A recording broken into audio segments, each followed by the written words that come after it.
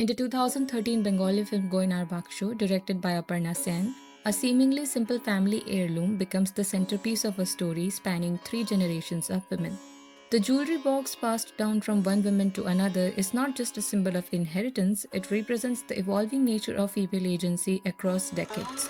Through the voices of Pishima, Somlata, and Chaitali, the film traces how women's relationships with power, autonomy, and resistance shift across time, from spectral defiance to quiet rebellion to radical self expression.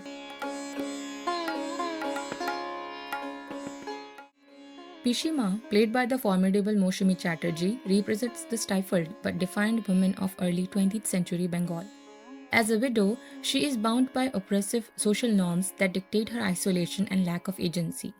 Yet, her stubborn attachment to her Goynar Baksho, both in life and after death, becomes an act of rebellion.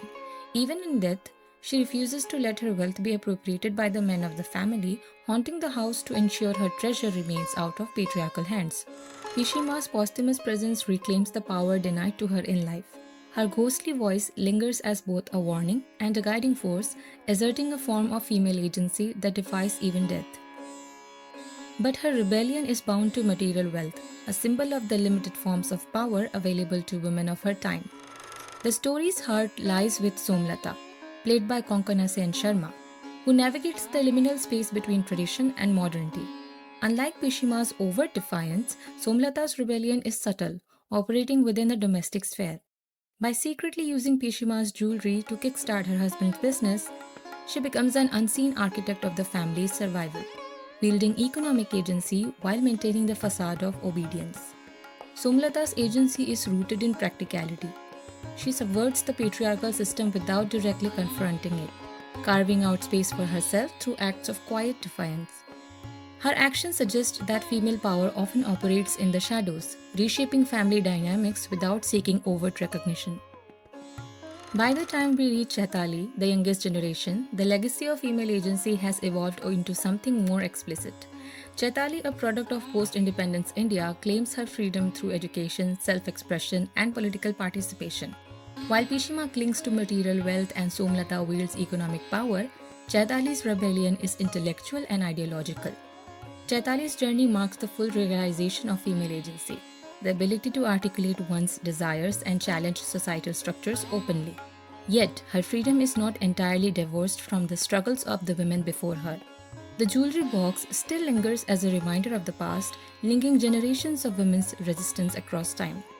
The Goynar Baksho becomes more than a repository of wealth, it is a vessel of female power. With each passing generation, its meaning shifts, from Pishima's defiant claim to autonomy, to Somlata's quiet empowerment, to Chaitali's assertion of intellectual freedom. The jewelry box is both burden and inheritance, reminding us that female agency is often constrained by history even as it seeks to break free from it.